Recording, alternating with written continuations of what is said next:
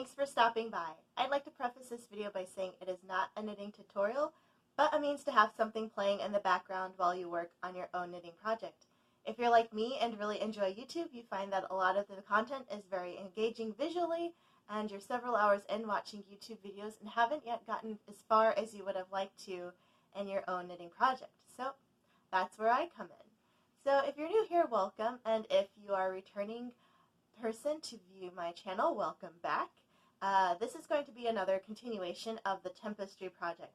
I missed filming last week, and I was so sad because I have been working non-stop like every single day, and I'm on day I think 20 or 21 right now, so it's been a long couple weeks since the start of the busy part of my job, and because I work Saturdays and Sundays all day, I have no time to film and try to do housework and take care of everything else that I am not able to during the week. So today, it's long overdue, I feel, for another video, and actually I got home early enough that I was, one, very tired and able to take a nap, so I'm filming rather late in the evening right now.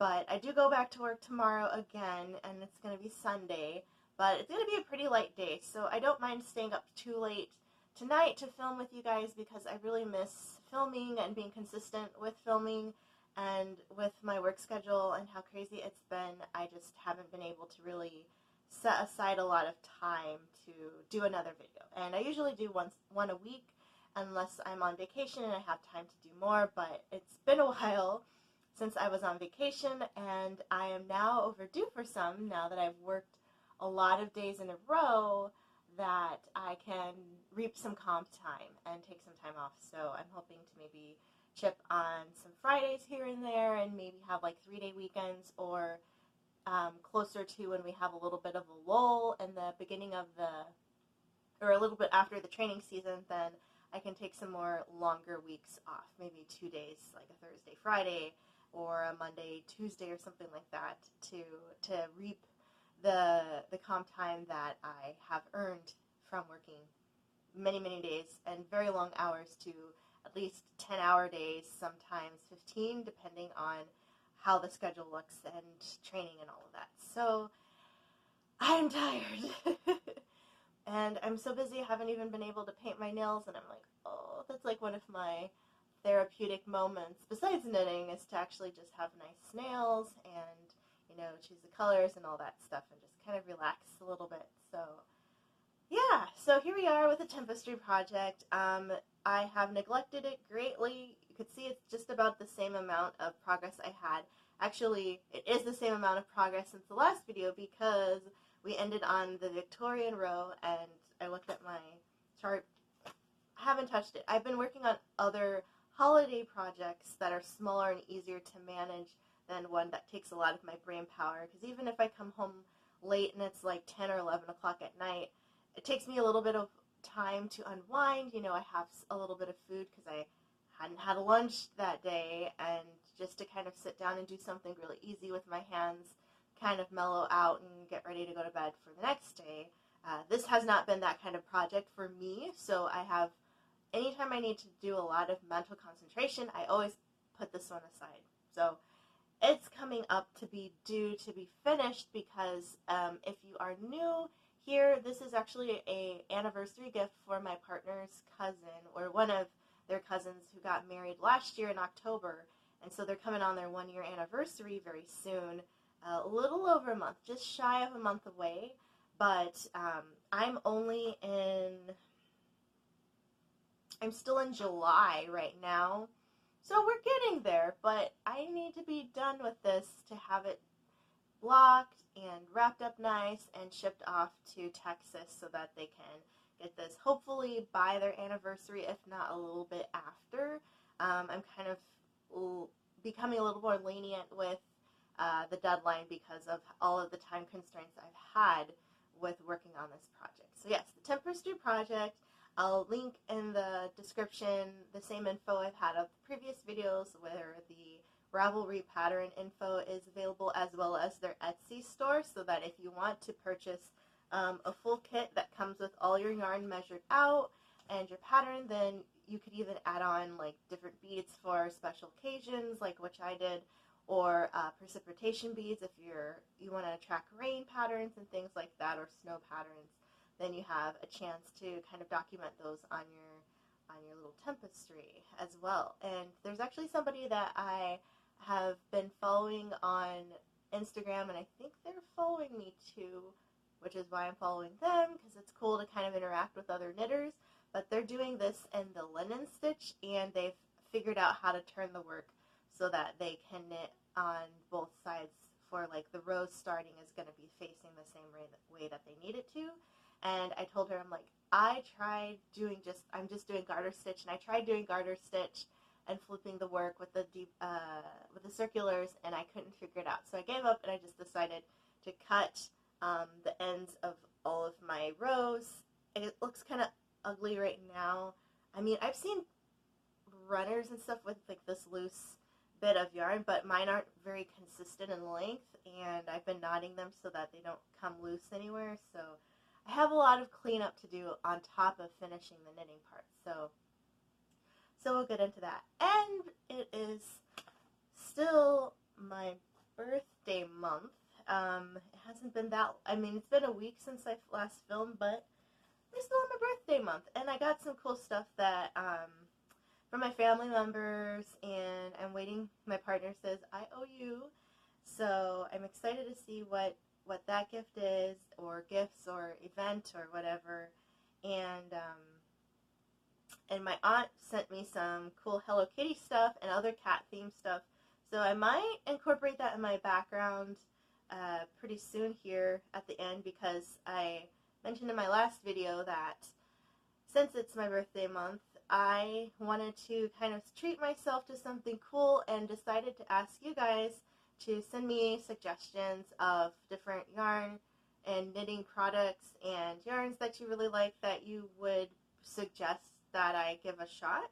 And then if they are within my price points that I can afford, and also just something that I know that I would use or incorporate in my life somehow, that I would pick it up and later on in October review everything that I've bought based on the September birthday month celebration. And so far I haven't had any feedback, which is to be expected, I think, considering that I don't have like a crazy ton of Instagram followers, and a lot of that interaction is just, I mean, as much as I would like to be more engaged there, it's still just with work and everything hard to keep up with Instagram and YouTube. But I do post, you know, pictures of different things, my cats, what I've been knitting in between, and just different, you know, life instances to kind of keep me going, keep me consistently engaging with people. But so far on that particular post that I mentioned that I was looking for birthday gifts to buy myself, I haven't had anybody say, yes, check out this yarn dyer, or check out this product by this independent business. But fear not, coming in October, I do already have a list of things that I like and I want to buy myself anyway. So if I don't hear from you guys, that's totally cool.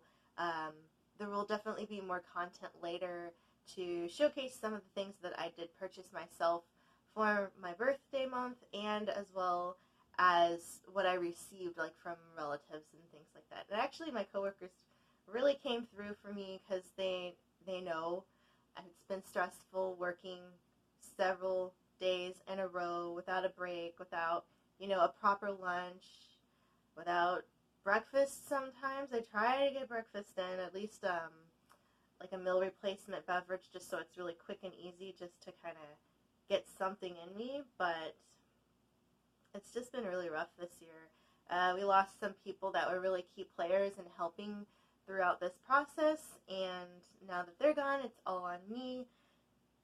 So hopefully next year there'll be more people who are willing to help, and now that they see that what just happened in the last half a month was craziness. Actually, it's almost been a full month now, close to, since everything's winding down, and I don't know. it was brutal. It has been brutal. Like, I'm starting to, oh my gosh, see, now I'm cutting stuff and I don't even need to. I have 2 more rows of red to do, and I cut my yarn, and I already, like, visually told myself, okay, I have 2 more of these, so why would I cut that?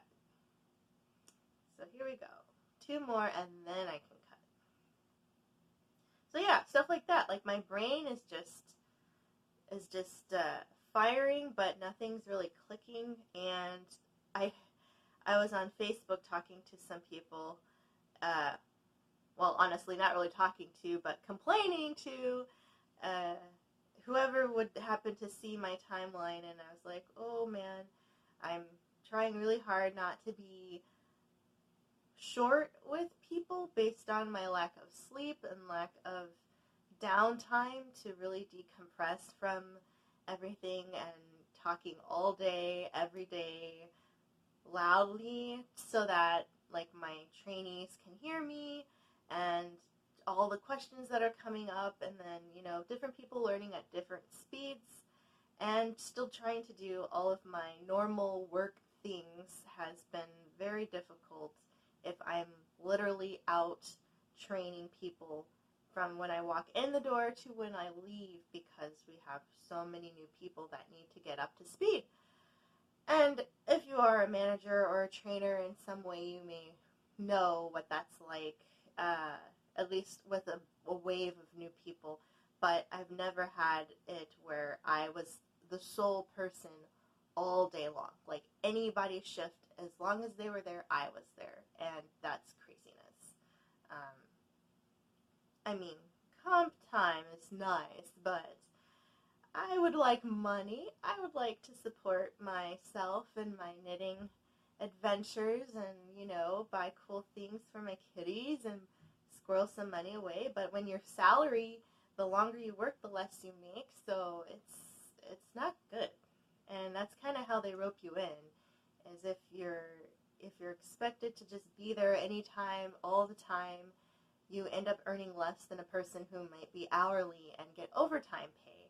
Because I definitely, if I was hourly, I would have crazy overtime pay right now. Like, I would be set for a good while with how much overtime I've earned just being there all day, all week and week. So enough about that. I'm sure you guys are like, okay, I'm done watching this woman.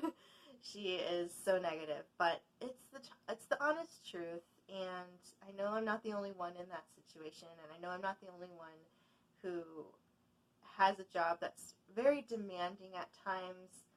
So it's kind of, and I should be happy, right, that I have a job, and I am very happy to have a job. It's just, there comes a point when your humanity has to, you know, come into play, where you're like, you know, I still need to be treated like a human and not a machine.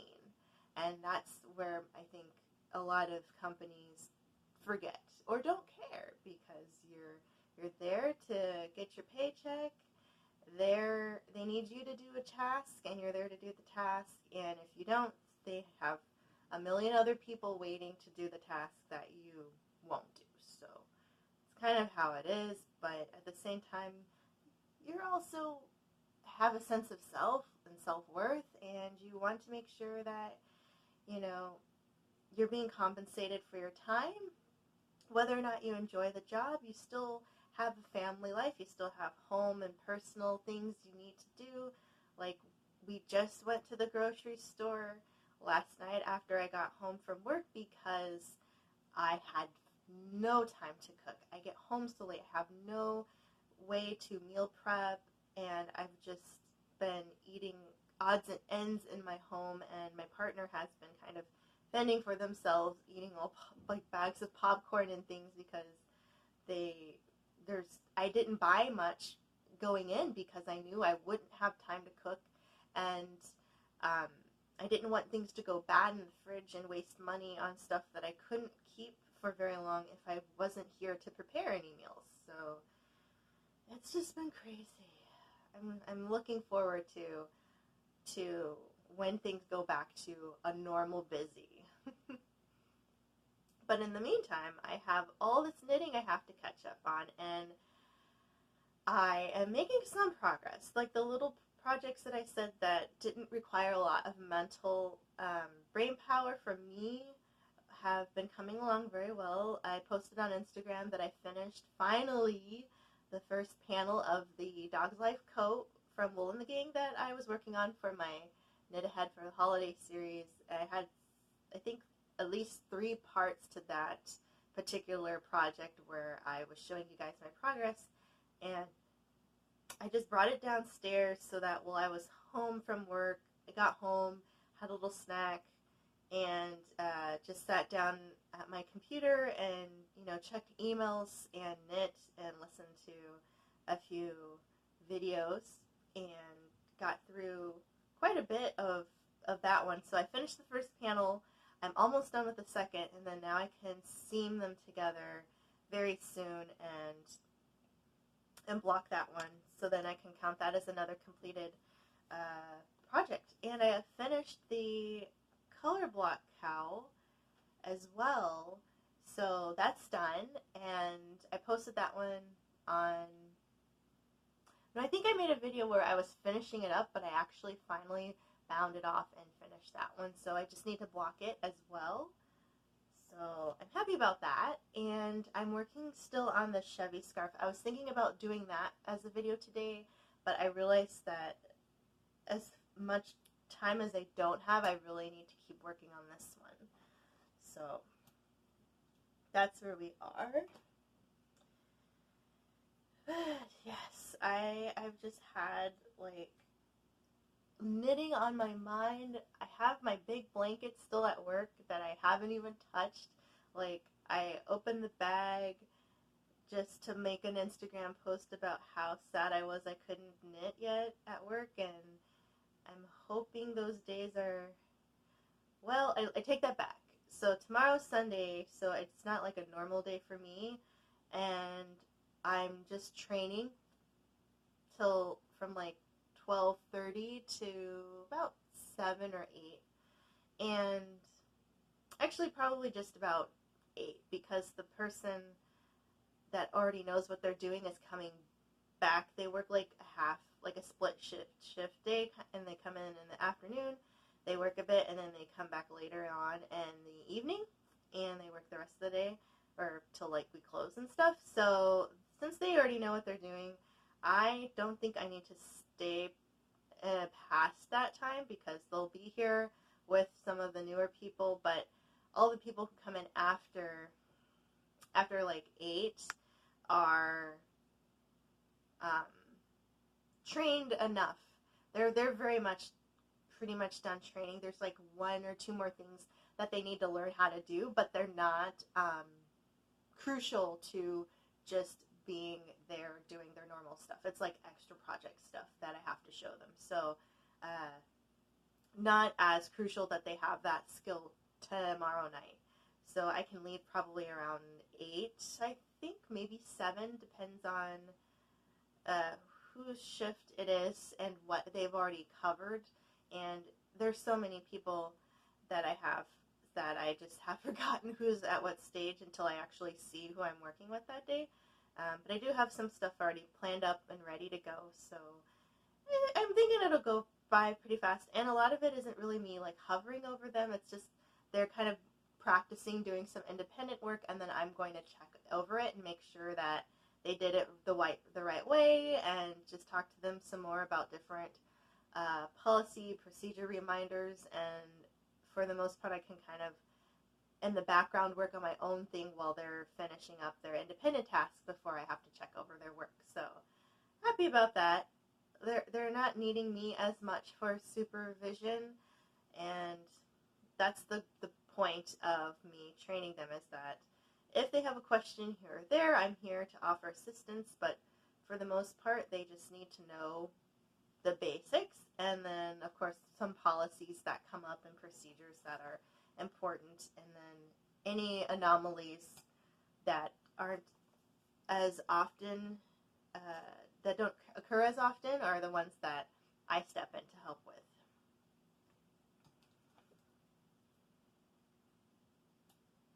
So enough about me. I lie. I'm going to probably talk some more, but let me know in the comments what kind of job do you have.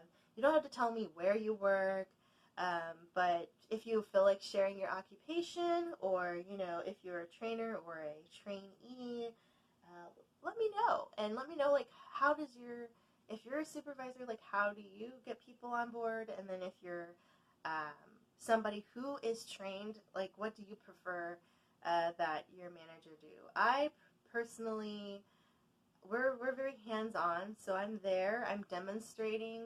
I think I may have mentioned they're like baby ducks. They follow me around. I give them a tour of everything they need to know, and we practice a lot of different scenarios, and while we're engaging with our customers, I'm right there with them, kind of guiding them through. And at the very end, they have like a review quiz of everything that they should know from the training, what we covered. They read the employee handbook, so they know about break policies and different rules and regulations. And so I quiz them on that because they had to read it and sign an agreement that they are going to comply to our policies about workplace environment and everything like that, and that they know this is acceptable, this is not, this is when you take your break if you work this many hours and such. And if they fully read that and fully agree to comply, then when I give them the quiz, they should answer questions like that correctly. But I don't say, like, you can't look around, you can't explore, you can't refer to any documentation that we already have, because that's all part of the job. Like, if you don't know something, you're supposed to be able to find the answers, research, look around either at our company's page where we have different info for employees, like their portal, or, just around your work area. Like, what do you see? What does this say? What does that say? How are things labeled? How are things sorted? And, what are the basic requirements of the job? How often should you be, doing different tasks that have been assigned to you? And if they get those questions right, then great. Then they're on their way. And if they don't, then we go over more of what they may not have remembered, because it's all covered in the training.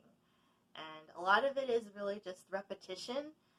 As with anything, doing it often enough just becomes ingrained in you, and you have less likely of a chance to forget if you're constantly doing it, and it becomes just second nature.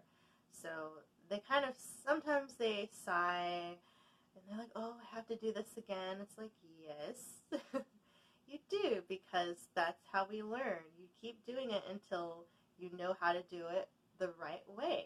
And if you need correction, like, hey, this thing happened, this is the right way, I'm going to give you another chance to do it the right way, then they're more likely to succeed, because then they know why it's important and where they had messed up. So it's not like life or death or anything like that, but so much of the training is important because of how busy we are, that, like, if it's a simple mistake, but it's big enough to make a big ripple, then it becomes a problem. So I try to remind people often, like, the importance of everybody's tasks and how we all have to work as a team, because if one thing isn't done the right way, then it causes, like, this stream of problems. And nothing's going to catch on fire, but it's going to greatly inconvenience our customers and greatly inconvenience our fellow staff members who have to then go back over your work because you messed up somewhere. But I guess that's like with anything, right? Okay, so we just did our Victorian. Yay! So now I have 1, 2, 3, 4, 5, 6 rows of red, which, as long as I don't cut my yarn again like I just did, we should be all right. And I'm still very worried that I'm going to run out of any of these colors, because I do keep cutting the yarn, and I'm supposed to be carrying it, as the pattern said, so they're not thinking about, I mean, they give you a little bit of grace for gauge, but as far as, like, cutting inches off of each, each ball of yarn, I'm kind of putting myself in danger here. Especially now that I'm so close to the deadline, I don't know if I would be able to get another order of yarn in time, because Knitpicks is actually kind of slow with shipping. I know they're not like a super big company, but maybe it's because, it could also be because I buy during like sale periods, and it takes over a week for, like, it takes almost a whole week just to have it processed, like from the point I ordered to the point it's processed, and then the shipping is another, several days worth. So over, I would say a close to 2 week mark to actually get an order from point of purchase time to when it's shipped out. So not the most ideal, but again, people like me who are used to almost instantaneous shipping with some other services kind of are a little spoiled, honestly, and expect everything to be here within a week's time from when I've made the purchase, when it's processed, to when it's shipped out.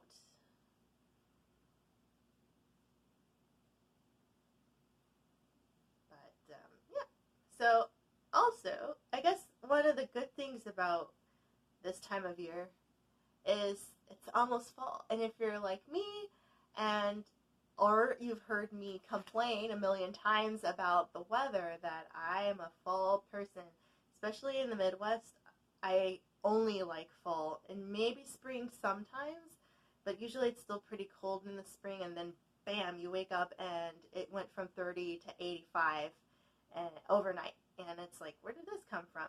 But fall, oh my gosh, like 60s, 50s, that's the best, because I get hot and it's really humid here, so humidity and heat together just don't mix with me at all, and I miss being back in the Northwest because it's not humid. You could actually live outside and be okay for the most part during like the summer months and a good part of, spring and fall with just, light jacket or something like that. But I just love having sweaters. I love cardigans. I love layers. Just as me as a person, that's what I really like. And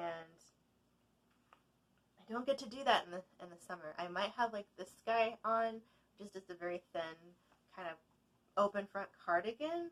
But the fact that I'm still burning up, and I have to go into places that are just like blasting the AC, even though like by the time you get inside and get settled, it's not nearly as hot inside as it is outside, so you get cold.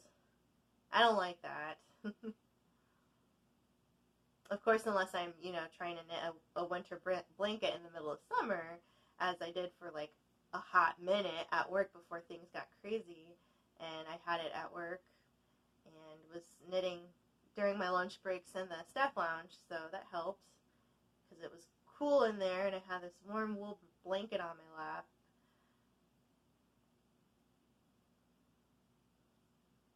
But yeah, I'm thinking get nice and toasty, make some there's like this take and bake pizza place up the, well, not up the street, but like in town, in the town I live in, and the pizza's pretty good. I like their giant cookie that you can bake, but it's cold. Once it gets cold, then that means more opportunities for me to get back into baking, because then I can actually tolerate being in the kitchen with the oven on for longer than 20 minutes or something. So I feel inspired. There's this mirror cake. I know it was like trending not that long ago, and my supervisor actually emailed me a link to a recipe she used to make a mirror cake for one of her daughter's birthdays. I think it was last summer, and I thought it'd be better to do that in the winter time, so make sure that I have everything I need and do something cool with that. I'm not really much of a cake baker, just because you have to store it somewhere, and I'm very pressed for space in my home right now, and I've always been pressed for counter space and fridge space and everything like that anywhere I live. So the fact that I would have to keep it somewhere for a long enough time to eat it all without it going bad, I just have to work on the logistics for that. Alright, so here we are. Not too much longer, but I'm closing in on the time my phone's going to cut out. So I'll say for now, that's what we're going to cover for today. Thank you so much for stopping by, and I'll catch you on the next one. Bye.